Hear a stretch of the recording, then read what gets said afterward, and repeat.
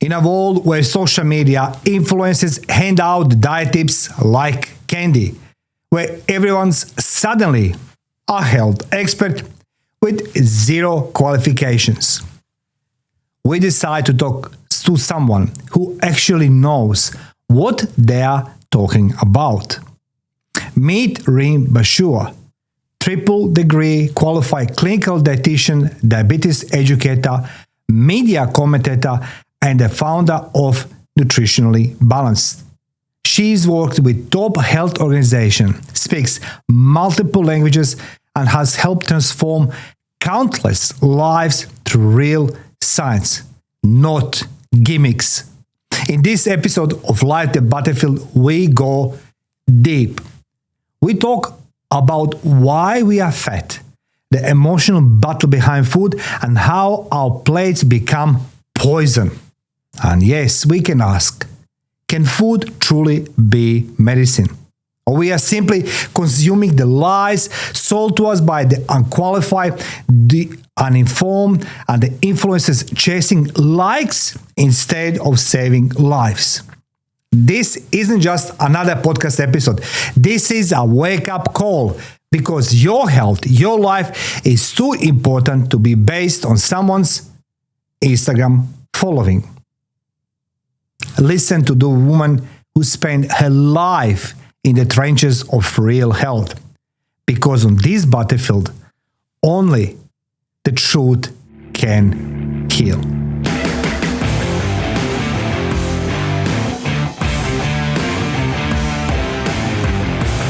Welcome, Reem. Welcome, Maria. Thanks for having me here. Look, I'm dying. I cannot express my gratitude and how thankful I am that you are here today with me in the studio, Reem. And the reason for that it is because this podcast, Life the Battlefield, it is about exposing the false and fake gurus. And today we're going to talk about two interesting topics: health and why we are fat. So, Reem, look, for our audience, let's go first, drill down. Who is Reem and what's your qualifications and what makes you today the expert in the studio talking about health, generally speaking? I have 3 masters, 2 majors. So I've done Bachelor of Science, major in biochemistry and physiology, Master of Nutrition and Dietetic, and Master of Philosophy. I also did the Diabetes Educator course as well at UTS.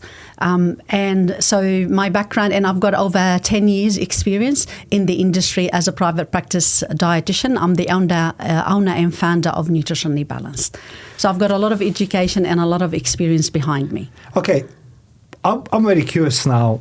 That's a lot of academics, right? That's a lot of titles, yes. A lot of, honors and qualifications. How did you manage to fit all of this? Like for everybody who believes that, today I saw the meme that says, today doctors get a degree about medicine from the chat GPT. It's time to start eating healthy, right? Very healthy.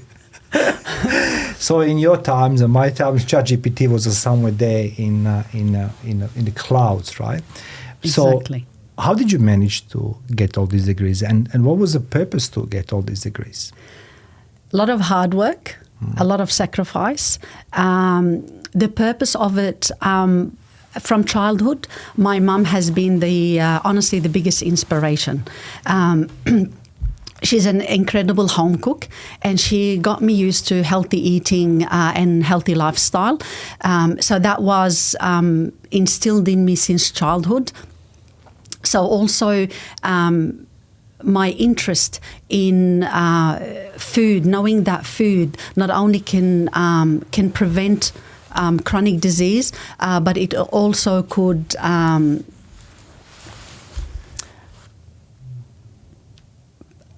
prevent it, but also it could manage it as well.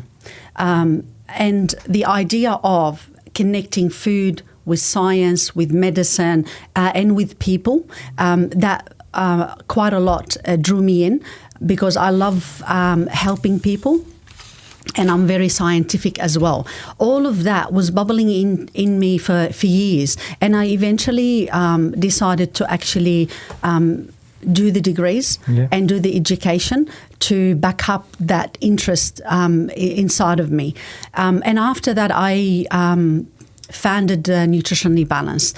I like seeing and motivating patients, especially living with diabetes, to encourage them and empower them to better manage their diabetes through lifestyle and also medication if needed.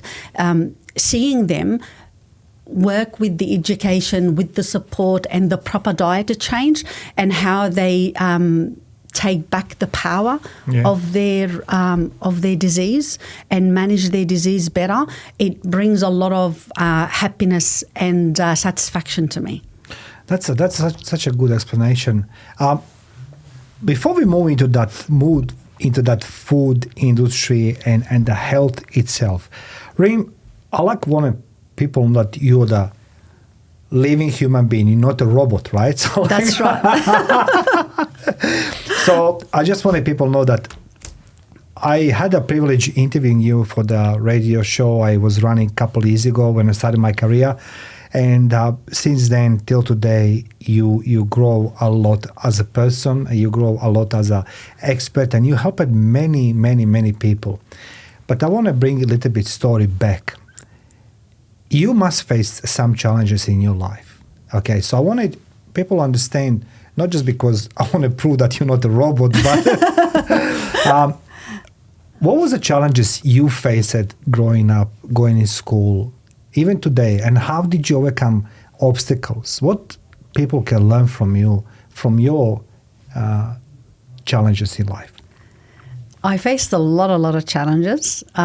She's not a robot, I told you guys. I know. I am not a robot. I'm not ChatGPT. I'm going to ask you here. No. That was your next question, That's right? You see, I have open ChatGPT, exactly. No. A lot of challenges. I don't think you know that about me. I do understand we know each other for years, yes. And I've been on your podcast before. I actually came to Australia not as a young person, a bit older, and I didn't know a word of English. I probably knew yes, no, maybe. Yeah. So it was very hard to communicate and all of that. I was Australian citizen, so foreign teaching schools wouldn't take me on. Yeah. So I had to really work really hard to teach myself the English language in a way with some support, but I didn't have like a school support as such that is specialized in people who come in, they are foreigners and they don't speak the language, since I wasn't a foreigner. So in a way I was a foreigner and not a foreigner. So it's a lot of work, hard work. It's a lot of sacrifice, and also, socially it affects you, because when you can't communicate well with the public in a new environment, in a new place, it's hard. It's very hard. Yeah. So that was one of the challenges I've come across in my life. You come very successful because you have so many degrees, on English. Look at my son, he makes fun of me. When I done my master's, he says to me, 5 people done your master's. I said, what do you mean? The truth it is, when I finish my essay, I'll give to somebody my work to check my English. Then I give it to, and there's no lies, Professor Clive Smallman, the Professor Troy Whitford, Dr. Patrick, everybody was checking for me the segments of my work. And, eventually they will tell me what to do. It. They didn't vote for me, but my son was so angry, right? He studied medicine. He said, it's easy to finish the degree, when everybody works for you. So, they check for me. So, I compensate. So, I understand this one. Yeah. So, when the people face the challenges, what would you give them advice? What would Reem give the advice any person in any country across the globe when you face challenges? What would you give them your tip number 1? Stay focused on your vision. Stay focused on your aim, and work very hard. Put the hard yard in. stay focused on your vision, put hard out there. That's interesting. That's you don't hear it every day. You know what I mean? That's what I say. Like today, I have a privilege talking to you about topic, which is it's a burning, literally burning for me, because I'm seeing a lot of things around me, and people spending money, time, and effort on people who are not the experts in the field. But I say, it's going to be interesting as we go now further.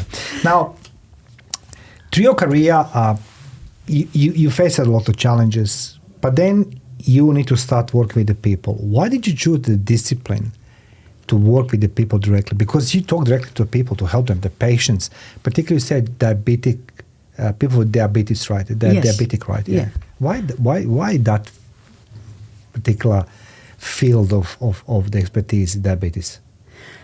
Diabetes damages a lot. Okay. Uncontrolled diabetes, a lot of things in your body. What I say, I'll tell you what I usually say. Yes, please. I usually say, what's the best illness you would want to have? Chronic disease.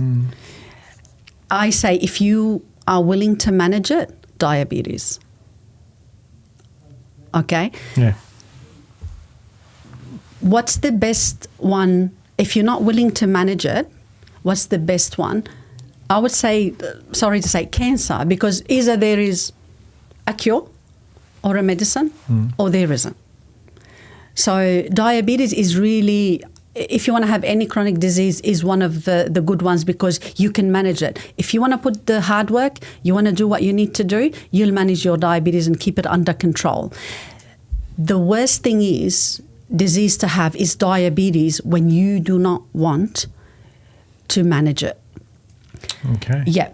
So like I said, cancer, you'll go, okay, we have a cure. It's out of your hand. Yeah. Right? No one has cancer. It's in their hand. Either they have a cure or they don't have a cure, right? Yeah. And we have this pathway to go through, and that's what we need to do, right? With diabetes, if you don't want to control it, it is really bad. It affects your skin, your eyes, your heart, your liver, your kidney, your pancreas, you name it, your neurons, your brain function, your sensation in your hands and feet.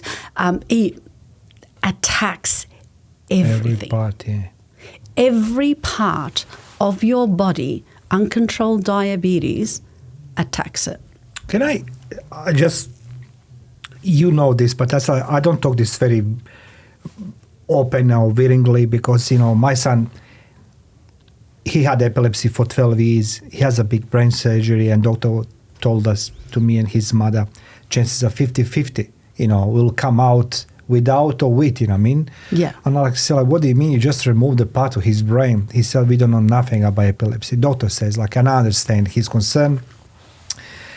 Thank God he was in children's hospital, so he comes 2 years later, after 2 years needed to do testings, without seizures, everything else.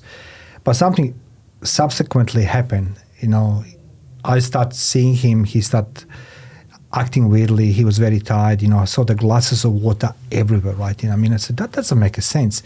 He was always tired. He eats very little. And then one night, I just heard he felt, 2 o'clock in the morning. And, I saw my son vomiting blood and he's shaking in convulsion.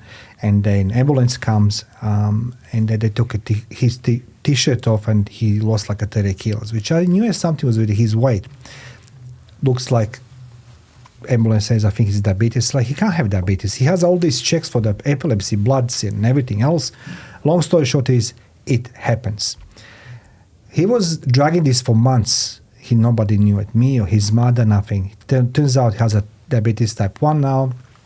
He has a machine, and he's managing this very well now. The insulin machine, yeah. Insulin pump. But he I died with him that moment because I didn't know what's happened to my son. And I said to him, how long you know this? I've seen the glasses of water. He said, I didn't know. I didn't pay attention. I think I was tired, I'm just studying too much. My question is, what's the science of diabetes? What people need to pay attention? I'm just saying this a more preventative measure, right? Yeah, being tired, like you said, very thirsty, urinate a lot, So you're always exhausted and you don't know why. Like the exhaustion is not a normal one. You think, well, I've been like going to uni all the time for the last year or two. I've been doing similar things in my life. So what has changed? And that should be a big flag to actually check, especially thirst and urination. That's one of the biggest flags. Mm-hmm. So you said we are tired, extremely tired. That's one of the signs. Tired, thirst, urination, excess thirst. Like you'll be drinking a lot and usually you don't drink that much. Also the tiredness is not a normal tiredness. Like you haven't done anything extra in your day to be that tired. So that kind of should give it away as well. Okay, so there's a two type of diabetes, right? And you are working with the people who has a diabetes, but my question is, before we start talking about some cures and the medications, they say that food is the medicine. Is there any truth in this or not? Okay. I love this topic and this idea, but we need to be very, very careful. Now, why? Okay. Well, tell me why. When to be careful? I know. You're dying for me to tell you why. All right. So I have so many questions. Because look, there is so many. I said, like, I didn't want to go. I want to start with more with a practical question before I go into some pointing fingers, some other directions. So, why we need to be careful when we're saying that food is the medicine? And because it could be yes and no. So, a pre-diabetic patient, for example, they can change their lifestyle, change their diet with the help of a dietitian, and actually get their manage and bring down their numbers to normal. Okay. However, there are other things where, for example, uncontrolled type 2 diabetes. Yes, you need to change your lifestyle, but lifestyle might not be enough to manage your chronic disease and keep it down, right? So in that aspect, when you change your lifestyle, your diet with the dietitian, and your numbers are still high, you need to include medication. The other thing, I'll give you an example of the cancer. For example, some patients or clients have high risk of cancer because of their family history. Okay, or their own medical history. So they'll have a high risk of cancer. Food, we can change that to reduce the risk. We can't demolish the risk. The risk is still there, right? The other side of the cancer is when you are diagnosed with cancer. All right. Yeah. Yes, healthy lifestyle, supplementation might be needed but with the treatment of cancer, you cannot demolish the treatment of cancer just because you're eating healthy. You need to be very careful. So yes, some things we can manage it and could be managed. It depends on a lot of things, including the patient and their willingness to make the change. However, there is a lot of things that you need, beside the lifestyle changes, you need to introduce medication. And that's why it is a good thing, but we have to be careful how to use food as medicine. Food as medicine. In that aspect. So you have to be very careful, and we have to be realistic and know what we're doing. Now we come to the point where I want to make a even more discussion around this topic: is a food medicine or not? Most of the people around us, they're advocating eat some particular foods and you're going to be healthy, happy, wealthy, and forever your life, you know what I mean? Yes. Curing all diseases, everything else. Yes. I heard recently my coach in boxing, Rodney Williams, he says to me, Mari, we are lucky, you and I, because we have a 20, 30 years of life where we eat less processed food, right? You know what I mean? Particularly me, I was growing up in communism and, I could dream about things, you know what I mean? But, am I upset because I have no burger then? No, really, because now I know that there was a reason why, the food introduced by my mom, everything must be cooked, everything must be soupy, and everything must be stew, everything must be cooked on a lard, And now when I think myself, when I ate all this bread with the lard and all these fatty things, but nobody was fat actually. because it was a different type of the processing of the cooking food. But today we're eating a lot of processed food. And we have on top of this, a lot of influences. One, it's a fitness. Second, health influences, right? Internet, it's a full of them. And I run the statistics asking ChatGPT, which is quite accurate. Oh, no, you're a robot. Yeah, and, I'm quite pissed off because it's like I'm seeing that people are being lied, manipulated, twisted reality, and being told by eating certain foods or just some supplements, you can do whatever you want in your life. You're going to be healthy forever. And I think myself, it doesn't work that way. Now I have you as an expert. So he says, research indicates that less than 20% of fitness influencers possess any qualifications or credentials. Healthy influencers says, while specific statistics are limited, there's notable rise in unlicensed health influencers, including dietitians, nutritionists, and everything else. You competing with them. How do you feel when you compete with some coach, who never read any book as you did or understand chemical compositions or materials or whatever it is, about food and medications? How do you feel, Reem, about this one? Okay. My feeling is towards the patient and the client rather than me. I like it. Okay. And I'll tell you why. Yeah. I feel quite... pissed off like me. You're archist like me. So, but that's the same, like, Like, I'm trying to find the word for it. No, you're a nice one. This is my job. You help me out. Yeah, help you out, yeah. I feel very angry. Yeah. Because I see the other side. So the patient ends up in my clinic where the specialists send them to me for help. Because specialists, okay. Yes. Not the GP. Yeah. Okay? Go to Reem, let her help you out and see what we can reverse of the damage you've already had. Yeah. It upsets me a lot. I can see I'm upset a bit. It upsets me a lot because, like, when you see, okay, if you want to give you, like, just example, no names, no nothing. I've been practicing for 11 years.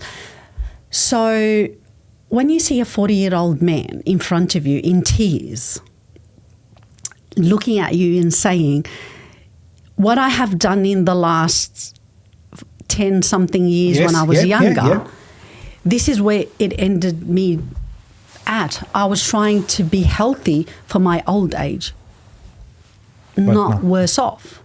And now I have diabetes to attend to. My kidneys are not working well. I've got cholesterol. My liver is fatty liver, blah, blah, blah, blah, blah.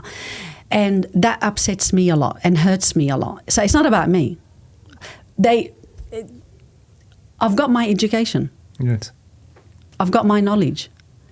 I've got my business. I know what I do. I know what I can do. And I know I can help. So it's not about me, really.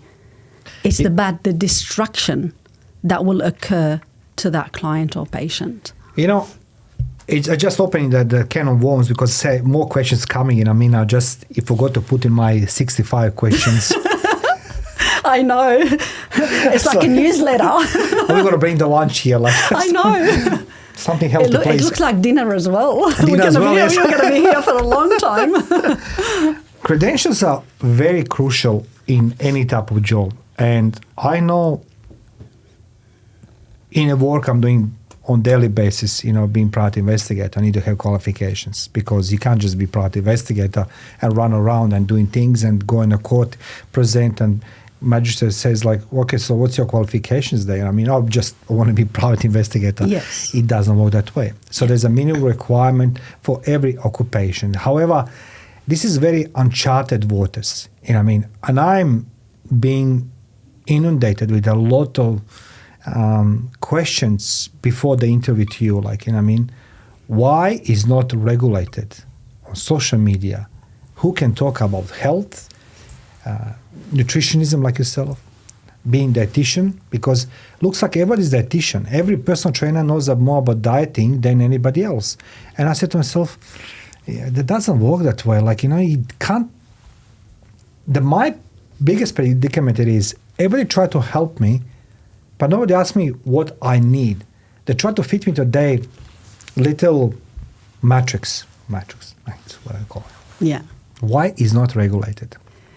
Look, you're going to get me in trouble soon. No, that's me. Like, as I say, Okay. like The Australian government sees the accredited practicing dietitians are the face, and they are the qualified, the only qualified individuals to work. Let's talk globally. I know Australia. Let's talk globally. So we open to the Instagram, and let's go find all these beautiful blondies, maybe the fake boobies and everything else. And it's like, if you buy this coffee for 15% off, just quote my name, you're going to be good looking. You're a great advertiser.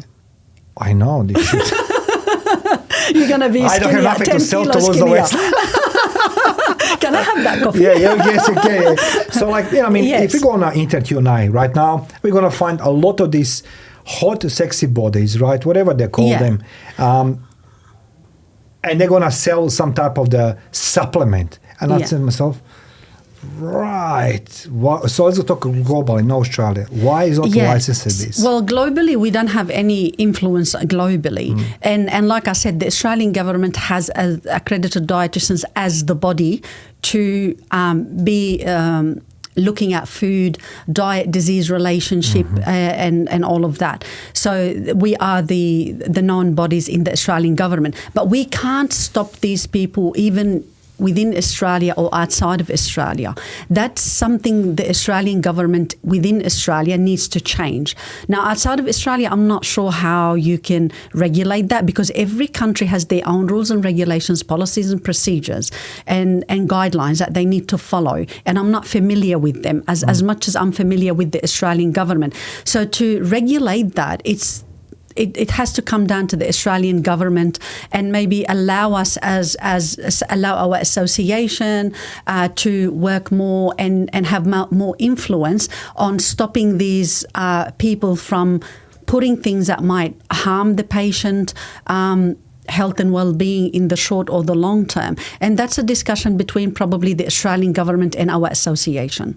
Okay. Let's talk about supplements now when we talk about these things. Okay. I'm not talking about myself. As I say, like using myself, for example. So I'm a 53 years old man, and I say something always because I learned from the good friend of mine. His name is Professor Liz Isnering. And she says, like, it's not every person who comes from the gym with a six-pack means he's a healthy person. Doesn't necessarily mean, right? And most of her patients are younger people because of the type of the food they're eating and, obviously external factors, stress, obesity, whatever they are. But we're taking supplements, and I'm the one who's taking supplements to be healthy. Now, whatever I buy, I never even want to know, is this tested on humans or not? Because all these proteins, all these creatines, all these pre-workouts, they have been spiked with now 600 milligrams of the caffeine. Yeah. And I said to myself, is that all 600? Give me 1,000 because you need to heartbeat. So I'm seeing in gym, the younger generations, they are taking uncontrollably because somebody told them, take a supplements for the exercising. What do you as a professional see the problem with buying supplements or maybe uncontrollably using them in development their own physique? Yeah, there are two types. If you're talking about the protein shakes and supplements and all of that in that area, not like vitamin D or vitamin or iron. No, that's for the babies. That's for the babies. That's funny. Talk about man. Yeah. Look, I don't recommend them, and it's very hard to comment in general because every patient is different. Like even for people who actually compete, we usually, if they have a dietitian following their journey or being with them on that journey, usually healthy eating and lifestyle is the main focus. Rather than shakes and all of that. Yes, it doesn't mean that if you are competing and you need to be at a particular muscle mass or a particular weight or whatever, that supplement won't be introduced on that level. But for the general population, why? Yeah. The question is why. So I wouldn't feel that for general population you would need these shakes and things like that. Healthy eating, good exercise, healthy lifestyle should be more than sufficient to give you a good tone and a good muscle mass and stuff like that. You're not like competing on a like athletic level, on a high level. Yeah, you're not going into competition. You're not going into that type of level. Even that type of level, like I said, it's not just given just for the sake of. It's given mainly the food and that, and then the supplementation, if and when needed, will be added. And not any supplementation. They have guidelines. They have things that they have to follow, and all of that, and it's regulated. If I come to you, like off the street, referred by somebody you know, and someone says to go to Reem and go to her Nutritionally Balanced. It's a balanced nutrition or Nutritionally Balanced. Nutritionally Balanced. That's your business. Sorry, I need to read again. Nutritionally Balanced. I can repeat as much as I can because this is my podcast, and it's very important for people to know to find you. I'm gonna put this in the comment section below, guys. So when we finish this interview, you can reach. I'm gonna put all the links how you can reach Reem, and she can assist you. So if someone referred me to you and I go to your company, Nutritionally Balanced, and say, Reem, I'm 53 years old man. I wanna be muscly. I wanna do this. I wanna do that. What would you say first? What would you do? Somebody comes to you, my age. I'm 53 now. You're 53 now. Yeah. Oh, I know what I look like. No, you don't. As Matteo says to my son, you have no Adidas line. I said, what is that? He said, on my forehead. I said, that boy. Anyway, yeah. I will take your medical history. I will look at your blood test. I will look at other things in family history and all of that. And I will also look at what we need to do. What's the urgent things that we need to do for your health and well-being? Mm-hmm, mm-hmm. I'm here to protect you. Right? You said this several times that you are in the interest of the patient. Yes, I'm very. So you're not an influencer who is like me. You are more. No, you are I'm patient-centered, and I think every health professional is patient. Yeah. To be fair, that's is patient-centered. Yeah, to be fair. So that's what makes you different and unique, because on social media, I think it's about individual. Yes. And you are talking here about collective you are working for. I mean, when I say collective, all your patients, let's say, as a one collective, right? Yeah. So for you, I would question why do you need a protein powder? Why you need to put that pressure on your body, on your kidneys? Because somebody told me in gym that I should do this. Oh. You see, I was, when I was in military, like, my old days. Did you hear the ooh? Yeah, like, I was like, I've been exposed to many things, and when the funny thing is always come back, and I said this to my son, when I went to military school, I was age 14. Wow. Yes, I was supposed to be the young communist officer in Yugoslav People Army. However, war broke out. Fight for democracy, in my definition, democracy was a Coke, McDonald's, all these blahs, right? And then suddenly you are the healthy young man goes in a war, and then somehow in war you always find things you can't find normal way. Stanozol. First I was like injecting it. 12 mils per week. It was just, it was just not. Then LSD, not sleeping for days. All these things. So you become like a super soldier, right? But subsequently I've been caught up with all this, a few years later, and I was become very ill and so on. So I said to myself, that was a stupid thing to do it. And then you go again to the front of doctors. They say like, well, you're not medically fit anymore for military. I'm like, what do you mean? I was here now. Well, we never told you to do this. I was like, but you give it to me. No, I was lucky one to stay. So today we have the younger generation being exposed to all these supplements, including illegal substances as steroids, and you can get them, and you can go to your local veterinary vet, and get some tranquilizers, for the horses. So when you say why, I think it's more cultural reason and, societal level. Pressure. Pressure. Peer pressure. That's what you mean. So everybody's doing it, or everybody's going, you don't have muscles that big. Look at all of us. The girl says this, not the guys. The girl says that. Not all girls. Okay, that's true. Yeah, not all okay. girls. Okay, not that's all true. girls. It's nice to be fit and healthy, in my opinion, but that's my personal opinion. Okay. Can you define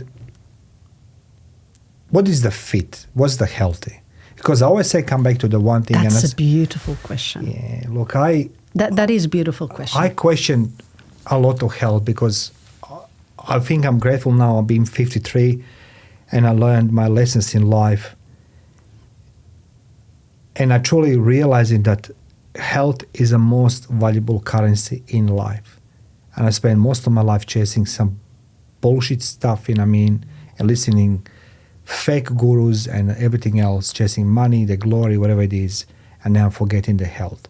But you're the expert with all credentials, your authority.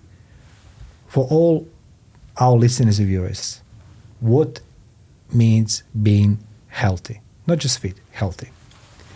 Health is your physical health and mental health. Okay. As simple as that. Yeah. Physical and mental health, right? Yep, take notes. I can see you're taking notes. Look, so it's going to be for my PhD. I got a quote. For my thesis. It's mine. I know. I'm just stealing from you now. I know. And your name is not going to be there. So it's a physical health and mental health. Yes. A lot of people, and I discuss that in my consult a lot.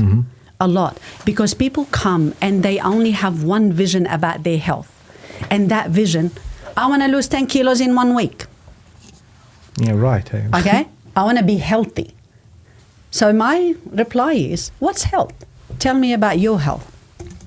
And then I explain to them what I'm explaining to you. Yeah. Your health is your physical health and your mental health. You cannot separate. And you shouldn't. You shouldn't look at only your physical health and neglect your mental health. You should not look only at your mental health and neglect your physical health. But I promise you, you can't do one without the other. Right? How are you going to be healthy eating and lifestyle? It is extremely good for your mental health as well as your physical health. So if you want to really look after your mental health, you have to look after your physical health. Yes. You want to look after your physical health, you have to look after your mental health. Because if you are depressed and feeling down and anxious, your food intake is not going to be the same. It's not going to be as healthy. Your motivation to make the change is not going to be the same. I remember when I was in love, always when I was in love, every time I eat less, I was just flying, So I say to patients, you need to look at the full picture to achieve. You need to look at the full picture. Physical health. My kidneys, my heart, my pancreas, my liver, my gut, my intestine, my brain, all of the other organs, your nervous system and all of that, my spinal system and all of this, or cord or whatever. So you need to look at the whole lot, and you need to, and my weight. But the weight goes all the way at the end. Oh, you can tell me I'm fat, that's okay. No. But everybody's shocked. Yeah. It's like, I mentioned all of these things, and then way down after 10 minutes, I go, oh, by the way, and your weight comes there somewhere there, right? Because everybody focuses on weight thinking, if you're skinny, you're healthy. It is the biggest myth. It is not the right mathematical equation. Being skinny is not being healthy. There's a lot of people who are skinny, they don't eat and have a healthy lifestyle. Uncontrolled diabetes, blood pressure, cholesterol, and many other issues. And you'll be shocked. So we agree now on that definition. Being skinny is not healthy. Yes, but no, I am not It's not okay. So like I'm not metaphorically speaking, promoting obesity, though. No. Does that make sense? That's my job, because it's my. No. But you know what I mean. Yeah. But it's the wrong equation. A lot of patients goes, but I'm skinny, and I say to them, so what? I understand you're skinny, but your cholesterol is very high. Your diabetes uncontrolled, but I'm skinny, and I'm like, okay. But I just told you, your cholesterol is high, your diabetes is not good, your kidney's starting to get affected, function, and all of this. So that idea that we get from the media and from all of the influencers, all of that, it's so wrong, and it shifts that patient into the wrong path. And by shifting that patient to the wrong path or client, they eventually going to become a patient, right? Because you might start off with a decent health or a good health, and then you have all of these ideas, and you try to thinking that, okay, if I do this and that, I will get a healthy life or body or brain or whatever. And then you realize down the track when you're like 40 and you end up in my office, that it wasn't the case. Yeah. The one thing in this podcast today interview, the difference between what you and I are talking today and what we see on the internet, it's a raw truth. This is reality, which many people doesn't want to face, doesn't want to listen, because as I said, like, I'm the product of that society, and I was chasing for many years wrong things, from wrong women, wrong food, wrong goals, and everything else, and I needed to hit a rock bottom, even take the sometimes shovel and dig deeper, just in case to make sure that I'm in pitch black. But that is a pill not many will swallow after this listening, because I know that, as I said, like, I'm not a role model. I'm overweight, and I'll not preach what should be healthy, not be healthy. But I know. One thing, I used to be married to the doctor. She was an anesthesiologist, and she told me some stuff, things and what's happening, what she's seeing on daily basis. And when I go to my GP, which I go now maybe once in 3 months for my serological for the boxing, I need to have that done. And I said to him last time we met, I said, what do you think about this TRT, testosterone replacement therapy? He says to me, no, you don't need this. I said, what do you mean I don't need? He said, because all these influencers try to use this.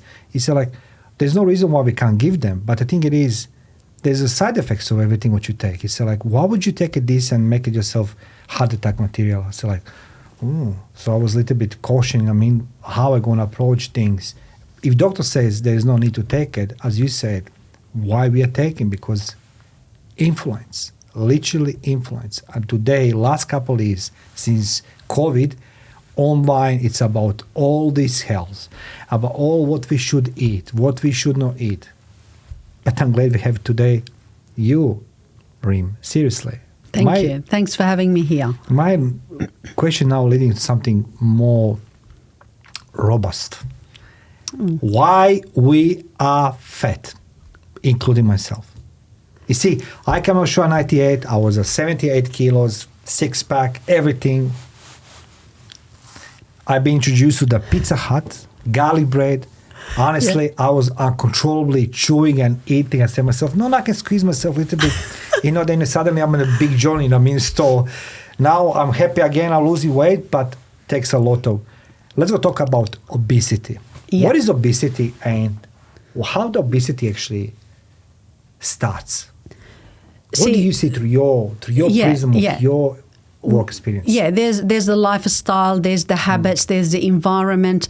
There's a lot of things that feeds into obesity. So we're not moving as much. We're sitting down more. Technologies has gone so good where, in a way, we don't even need to do a lot of physical activity to do our daily work. For example, we're driving everywhere. We're using cars for everywhere we go. We're not walking. We go in and we use the lift rather than the stairs. Because it's hard. Exactly. Are you not advocating to be hard for us? Now you know why I took the stairs. For one floor. That's a good idea. I try to make you fat to come with the I lift. know, to come with the lift. Also with the advertisement, a lot of targeted advertisement for unhealthy food, and they're targeting the kids, and that's starts from the childhood and then stays with them all through the adulthood. So there's a lot of things that influences the obesity. We're eating more. So we're not moving and we're eating more. We're eating high energy food, unhealthy food, high energy food, and we're also having larger portion of that food.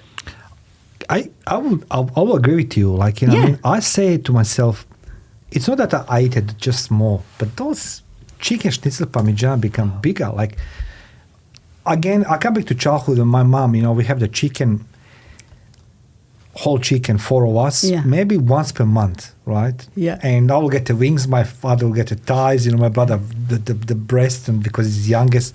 And I say, why I always getting the shit, you know, my wings? Because you're the oldest, so like, I just want to have the breast, you know what I mean? Yeah. But chicken becomes bigger, and the chicken breast or chicken parmigiana becomes the bigger. Yeah. So like, there's no way that chicken breast can be that big, you know what I mean? Like, it can't be like a A4 size paper, right? Yes. But you're right.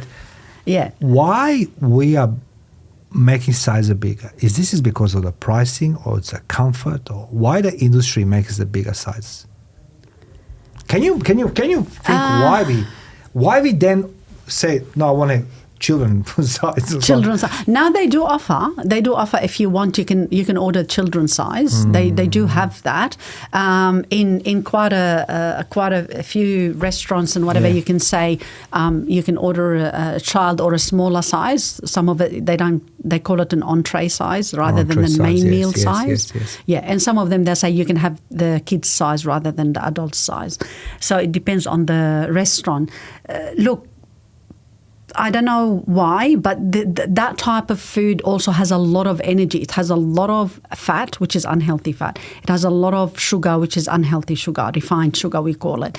And the more you eat from it, the more you gain weight. So if we eat more than what we burn, automatically, mathematically, you eat more than what you burn, you're going to put on weight. Why they doing that? Why they increasing that? Maybe to entice you, like the more you have fat in the food, the more you have sugar in the food, usually it's tastier, right? And they need the people to enjoy the food they're eating. I'm not saying healthy food is not enjoyable. It's actually very healthy, very tasty. If you know how to cook the healthy food, it's delicious. And you will have the healthy fat in it, the unrefined sugar in it, and you make it quite healthy and quite tasty. Profit is the biggest. If you really want to be honest. If I want to be honest. Of course. Let's go make a profit. Let's go make it, I love when I walk somewhere and someone shows me the pyramid of food, you know what I mean? How much we need to have the carbs, whatever, sugars, everything else. I'm not the expert. I just want to make sure, like I always bring this to the attention to people. I like to discuss things I'm not the expert with, because I'm talking from the point of view as a consumer. You are the expert. Yeah. So let's go talk about pyramid of being obese and fat. So in the bottom, let's just say, which is the widest part. Why do people start, or what they should need to look for when they start eating more? Why are we eating more? Should we ask ourselves the question, is our mental health, it's the stress, is the food too processed, too refined, too sugarish? Why are we eating more? But that's the first step. We become obese, right? That must be. Yeah, it's a lot of reasons. Also, like when you have the unhealthy food, small amount of unhealthy food has a lot of energy in it, right? But it doesn't fill you up. It doesn't fill you up. You're still hungry.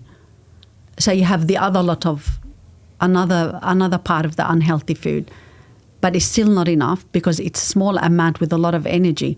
So you tend to eat more. And some people eat more because they are feeling down, depressed. They run around all day. skipping meals will push you to eat a lot more. A lot of people skip meals to be healthy and skip meals to lose weight. Okay, so there is a lot of, let's just say, I didn't want to go that part. I'm gonna make the mark about this skipping meals. Okay, just before you continue, because I'm gonna forget it. You're writing a lot of notes, do you need more because paper? I only have the 65 questions. I have a 95 already. So so let's go talk about that pyramid. So let's go down, skip to the top. So top will be, it's alarms, bells all around me. My blood pressure goes up. My blood tests are, have a cholesterol, possible diabetes, right? That's the top of the pyramid, because that's leads to the problem somewhere need to explode. And we don't listen our body on the way we should listen to the body. I'll give you an example. In 2022, sometimes mid-year, I went in the Philippines for work, and you remember I used to smoke. I smoke, and I said to myself, something is odd. I'm smoking, I don't feel happy anymore. Like I feel sick, my throat and everything else, right?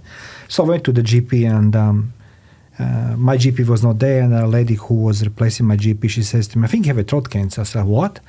She said, I think you have a throat cancer, judging by the symptoms you're telling me. I said, oh. But you think I stopped smoking? No. We're going to do more more exams and everything else. So that didn't stop you? No. You had to be 100% sure before you stopped. I just heard a list. That is so like you. It is, Miriam, and that was a sad thing. Anyway, my son was watching on the side. You said this at the beginning very, very well. My mental health was declining.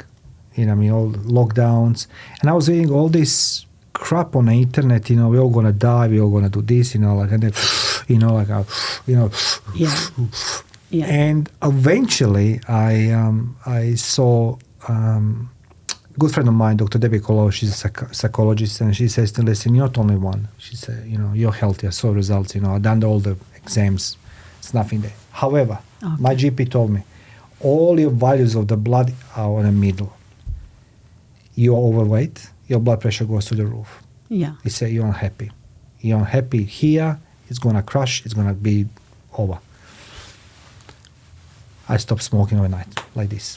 My son says to me, stop smoking now, Dad. This is it. 30 years is enough. You've done enough damage. You're never going to be clear, but you can recover a little bit. You can do, reduce risks, everything else. Yeah. Never turn back. Oh, excellent. But I was afraid. Because that morning I went in the bathroom. I couldn't stop cough. And the doctor says to me, that's it. It's like, I think that's a sign that you should, stop. Yeah. Now. But congratulations, you stopped. Yeah, now it's 3 years. That's excellent. It wasn't easy, but then I said to myself, will I continue my life? Yeah. Or am I going to bullshit myself and lie to myself and listen to all these influences? Yeah. Because I did. Because I was looking for every excuse, continue eating rubbish. And you had my number. You could have called me. Yes, but then I realized that something's wrong with me, not with everybody else, because I'm listening to people who are not experts. They are not. They have no credentials like yourself. Yeah. And on the way to the Europe with my son, he says to me, Dad, I think it's time now. Stop, make your brain go overdrive with the negative news. Yeah. Stop listening to people around yourself about everything's going to collapse. Yeah. And I stopped smoking, and I started losing weight. But I think that I'm one in many, many millions who could do this. Yeah. But I have a choice. But my GP told me, say, look, everything looks okay now. He said, but one value in your blood, cholesterol, whatever this, the fats, whatever they call it. Fatty liver and 3 of them. He said one of them goes there. He said, it's done. He said, you're gone, Mario. Yeah. He said, I'll tell you right now. Yeah. So why we don't listen to our body signs? Why we don't listen to our body signs instead we're looking for excuses to continue doing bad eating, not exercising, not moving? Why are you smiling at? I'm smiling because I was going to say to you, that's a psychologist answer question. Yeah, but it is. But I went to psychologist, told you, Why? I think as a human, we think we're invisible. Nothing could happen to us. It happens to someone else, but not us. To me, right? And that's the biggest thing. That's the biggest thing, because we never could relate it to us as a human, and we deflect. Oh, yeah, that person might get cancer, but not us. Come on, it's me, And that's why maybe denial as well. We use denial to maybe try to protect a little bit our brain rather than, our emotions. If we deny it, it won't happen, things like that. But it's dangerous, though. It's dangerous. It's good to learn how to look at the fact. Okay, I'm not feeling well. There's something not right. I should go and get it checked. But I'm afraid to, that's... Yeah. Like, you know what I mean? Look at it as, okay, step 1, step 2, step 3. That's it. They are the steps I need to follow. Like, try to take emotions out of it to allow you to focus, on the aim, to focus on the goal. Yeah. And then my goal is my health and well-being. To get there, what do I need to do? So step 1, realize that, for example, I'm eating too much. Step 2, I realize I'm feeling down, right? Or depressed. So what do I need to do with these things? I need to go and see an accredited dietitian. I need to see a psychologist to work on It's both. Embarrassment. You see, today I can say about these things, but I was embarrassed. Yeah. At my 20-year-old son holding my hand. And, in one essence, I broke down to my GP, she says to me, so, don't you see it, Mar? It's like, it's nobody says you need to do anything. But, I wanted to smoke. I wanted to eat shit. I wanted to, but then, in the other hand, I was so embarrassed how I look like, how I feel like. Yeah. I was lying myself, literally. Yeah. And, I have a choice, So, but I think the fear of, as you say, we feel invincible. Yeah. But there's come the moment when the, Dominus Pater Spiritus Sanctus, angels come around you. And, so, and you go, welcome to Kingdom of Heaven. You're like, I better wake up. That's what it is. So tell us something, how the obesity influencing our health from your point of view and drives that diabetes? It has a big influence. It's one of the risks of diabetes. So you increase in weight. So that is one of the risks of diabetes.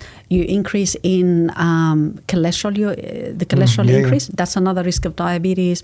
And then you've got your fatty liver. You end up with blood pressure. All of them, they contribute to the diabetes. Yeah. And diabetes actually can be fatal, right? Increase the sugar. In your bloods. Yeah. So all of these risk factors for diabetes, you start with them first.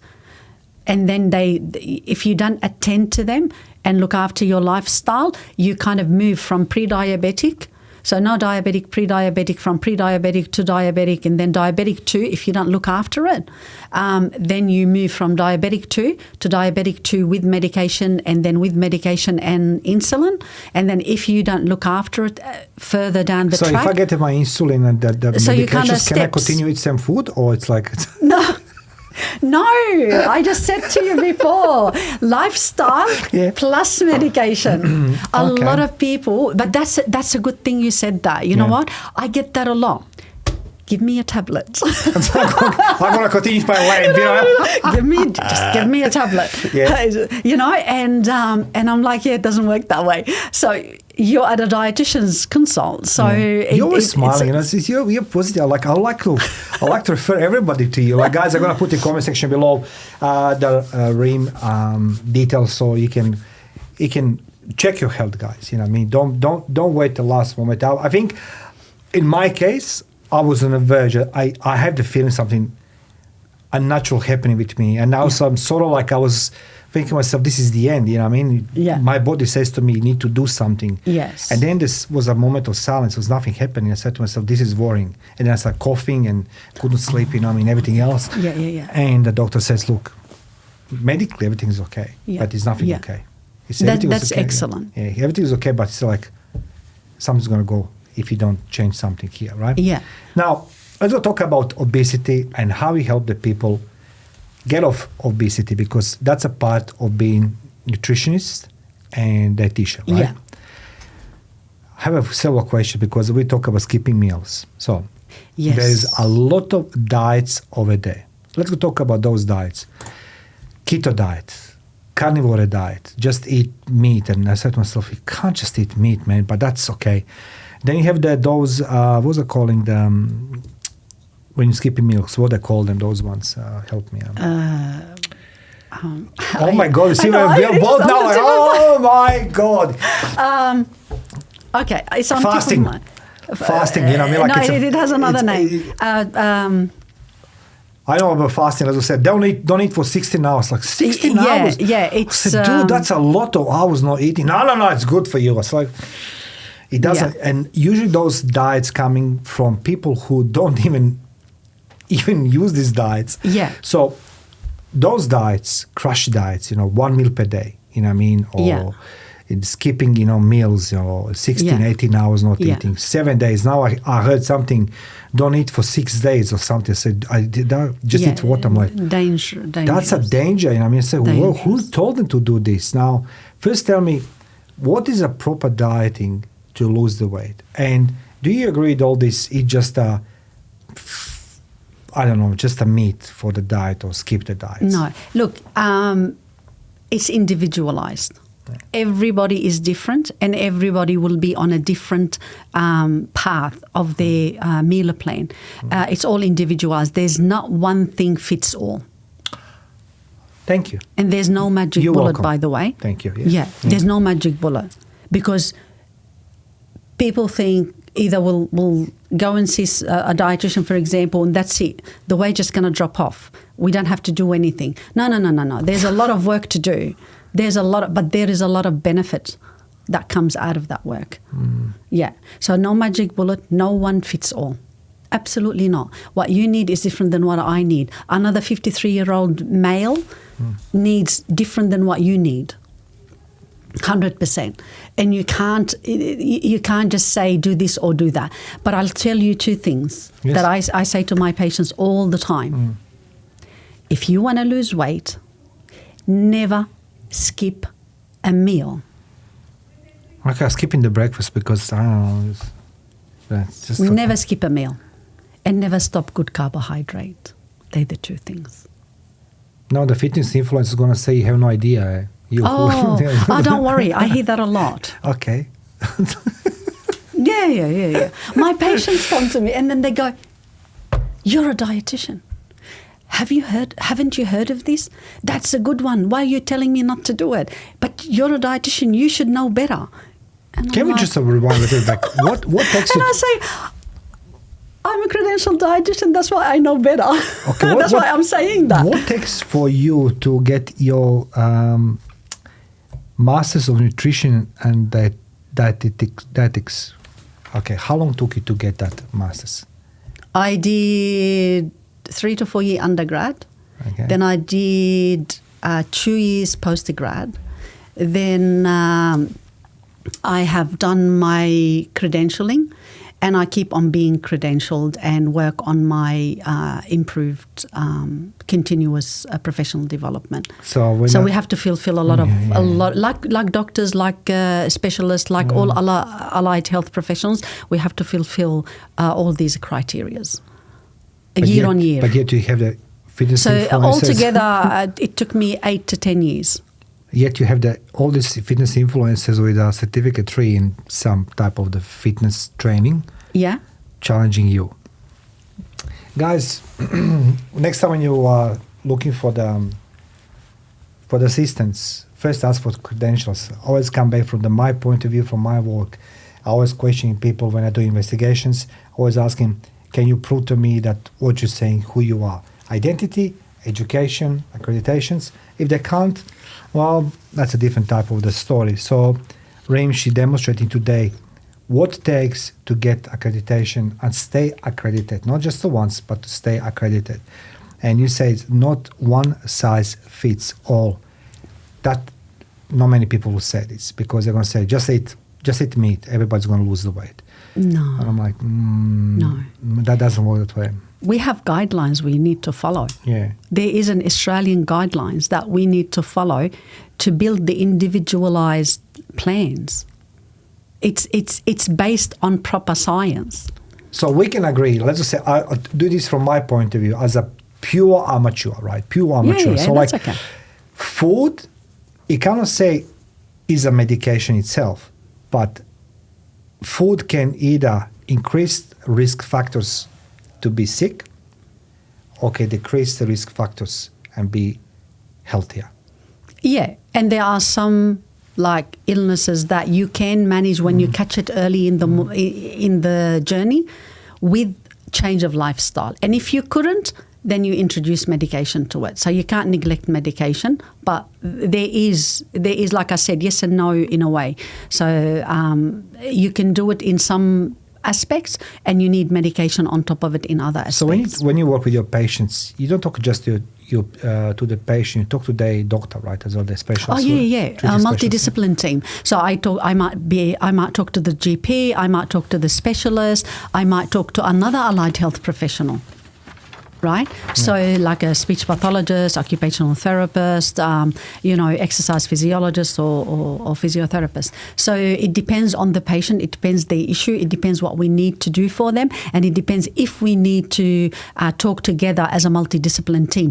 Every patient is different. Some patients, I don't need to talk to the specialist. We're doing fine. We're doing well. And there is no need to go through that. And vice versa. The GP, the specialist, whatever, if they need to talk to us, they do. So they're not going to talk to us with every single patient. We communicate, but the multidiscipline type of communication, the deep multidiscipline communication, it happens with the specific patients at the high level. So in your line of work, you don't just working with the patient what to eat, what to take, and how to, but as well you are a system that they mentally be well as well, right? You are looking the psych side as well. Try to help them to go through obstacles. Yeah, well, we work with them through obstacle on an overview level and on a lower level, like fussy eaters and things like that. We start with them and few hints and tips and few techniques and all of that. If that doesn't work, then the patient needs to introduce a psychologist. Okay. Right? Yeah. So it all depends. Sometimes the technique with the food that we give them is more than enough, and that maybe makes them overcome the fussy eating with whatever techniques we gave them with the food. If that doesn't work, then 100% a psychologist needs to be involved, because we look at it on a food-based change of behavior. Right? Yeah. So we're not psychologists. You need to determine the difference. Yes, we do. We have to, but we work with them on the food behavior type. Once we feel that, no, that's not working. That it's not just that. So 100%, I need a psychologist on board. Yeah, psychologist on board. 100%. 100%. What's the biggest We don't reason? overstep our boundaries. Yeah.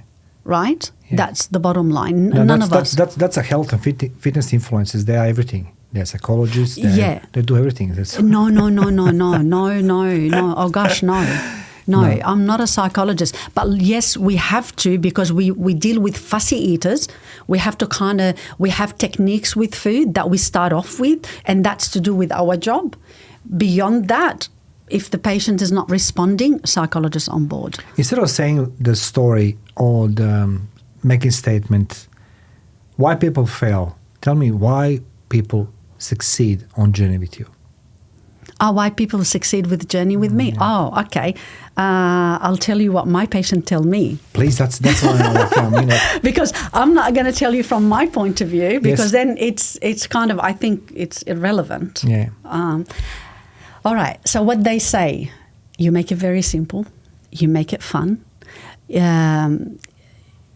just it's easy to achieve. I don't know what you do, but you just kind of make it easy for us to do it. Yeah. So when they go home, it's so easy. And that's the feedback I get from them. I'm easy to talk to. I don't judge. They say we can say anything to you. My own patient dob themselves in. And I go to them, okay, do you realize, you just dobbed yourself. If you didn't dob yourself in, I would not have known that you've done that. Yeah.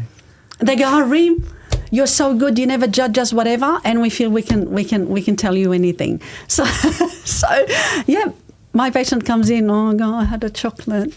The other, like, you need to tell me that. Like, if you didn't tell me that, I wouldn't have kind of noticed you had a chocolate, like a chocolate. Okay, 2 days ago. Let's just speak about chocolate. You know, I make the notes as well. I thought, I know, just the one question. Are you still writing notes? No, I'm going to see a thesis by Mario. Look, it's how to be skinny and healthy like Mario Bekes, thanks to the Reem. Reem, we spoke about this type of diets and, you know what I mean, and what we should eat, what not should we eat, and how we should eat. And, you know, there's influences, there's professionals like yourself. But the food is available there, as you say, like, and the kids start very early. I never noticed this before I was even told. You know, Mari, when you walk to the aisles, that all sweets are very low. I said, they are, Mari, I need to bend, you know. It's like, so the supermarkets, they come to decision, you know what I mean, after research, the kids, you know, they're little, you know, they're grabbing things on the side. So we grab the sweets. That's marketing for you. Yeah, that's very sad. You know, I mean, like, look, I think we are living in some type of vicious circle because, you know, we are eating everything what makes us unhealthy. And then we go to the gym to lose that extra weight. But gym itself is not enough. I have a good friend of mine, when I'm going to see him on Saturday, Wako Tao. He's a Taoist, you know, he's lectured university, and he's, you know, his wisdoms, you know, he says, Mario, all our problems come in our mouth and coming out of mouth. I'm like, what does that even mean? You know, like, he said what you're eating, and, you know, I mean, everything, and, which is true. Like, you know, I mean, for me, it was even smoking and drinking and those things. Yeah. So, what foods or what we need to take care when we are buying food? What we should pay attention when we buy food, that we get least saturated fats, the sugars, oils, you know what I mean? Like, yeah. When you go in, so as I say, you go in the shops, yeah. How do you determine what's food good for you or not good for you? I look at the 5 food group. Sorry, doing what? I only look at the 5 food group. 5? Okay, yeah. Can you... Fruit? No. Vegetables? Oh. Dairy? Okay, don't have a heart attack on me here. Okay. I won't give up on you yet, okay? Meat, fish and alternatives, and carbs. And that's what I shop for. Okay. That's it. Where's other things? Chocolates, No. cookies? I don't go through the aisle of chocolate and lollies. I don't. I skip it. I just go past it. I don't go through the aisle for drinks, chips. No, I skip it. I don't go through it. And it's really good. Our supermarket in Australia, you don't have to go in. You just look. Mario's going to have a heart attack. You just look and you see what's inside of the aisle before you go in. So I just skip it. Go past it. Okay, now you make Isn't that easy to do? See, I made it easy, right? No, it's not easy. It's making it harder now. Why? Working Just harder to skip the aisles that you shouldn't be in. So let me just ask a simple question even now. What's the good carbs? What's the bad carbs? Because as I say, I use my FitPal. You know what I mean? I used to be using. Doesn't matter what a screen or not what it is.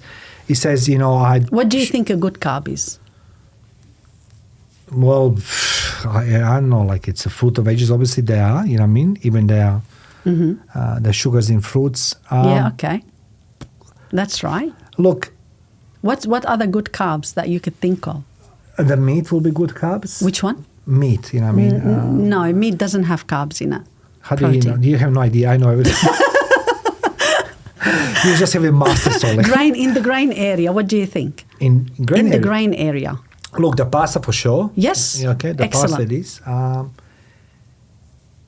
I don't know, like, you know, that's... bread. Bread. I don't eat bread. You see, that's the one thing I lost in Australia. I don't eat the bread. Because for me, the bread here, it's not the bread I used to be eating my home loaves and all these things, right? And all this thick, you know, the toast is becoming like a prostitute, the raisin toast, the thick toast, thin toast, the brown toast, the this toast, pocket toast. And I was like, God, just give me the bread, I just want to have the slice of bread, like grains, all these things, old grains, chia seeds. And, I say to the patient, don't get confused, just get the normal bread in a way. Yeah. So I think that they have a lot of names to it. The problem is the spreads, I grew up in a lot of jams. My mom used to make the jams in autumn, so we'll chew this the entire winter, the jams. But today the spreads have become a problem because the sauces, the sauce, having any type of sauce is becoming with what? With the bread? With the food, any type of food.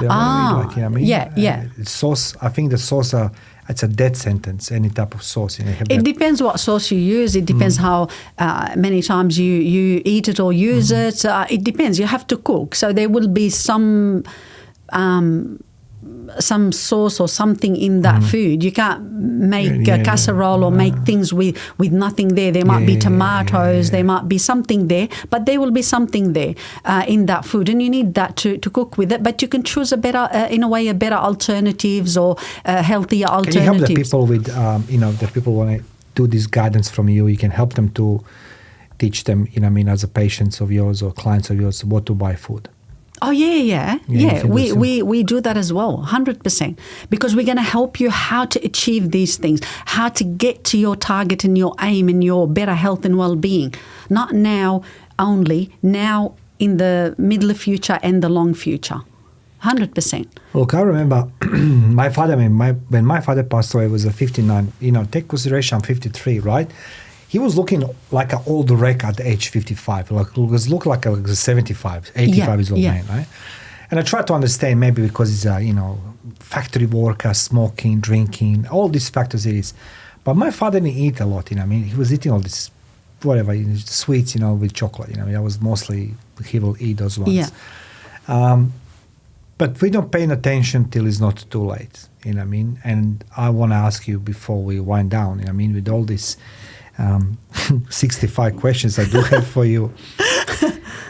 You are public speaker and you work closely with Cancer Council in New South Wales. Yes. And diabetes. Yeah. Why are you working with them? I love assisting the community. I love giving back to the community. And that's something I wanted to do right from the start. That's a vision that I refuse to budge on. From the start, even when, when you start a business, the income's not there, right? Let's be frank. You start the business, the income's not going to come and you're making more money than what your expenses are the first few months, correct? Yes. So, but I made a promise. I want to always give back to the community one way or another, in one shape or another. And so any time I had an opportunity to assist, to give back, I rose my hand up. And I did.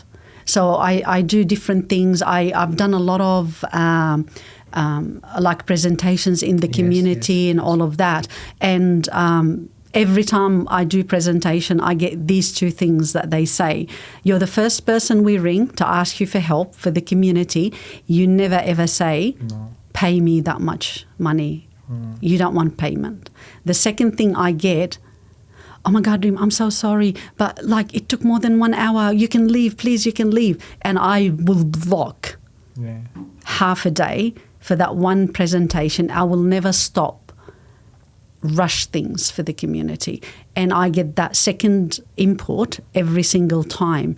Oh, you're so kind, please, you can go, the hour's gone and whatever. They don't have to ask anything, you don't have to give them any more and whatever, and I give that time and I move on regardless. So that's something I kind of like doing. What's the new emerging trends you're seeing now in nutritionism, in dietitian world? What's the new trends you're seeing? The trends. Yeah. There are two trends that I really... You can check your answers. Like you're in school, I'm going to mark you down. Did you check your... I do check. I'm really excited about the innovation of texture modification. for the aged care facilities and the patients who have swallowing difficulties to make the food more presentable, more enjoyable.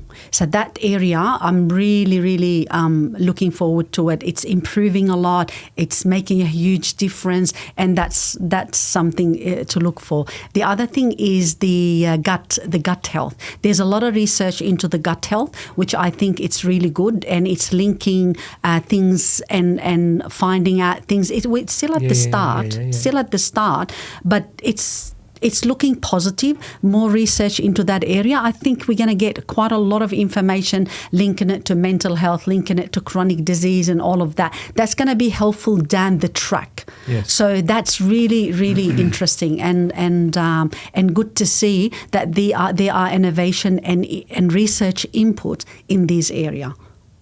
Quite good. So that's a good one. So like before we wind up, literally, like, you know what I mean? How the people can find you?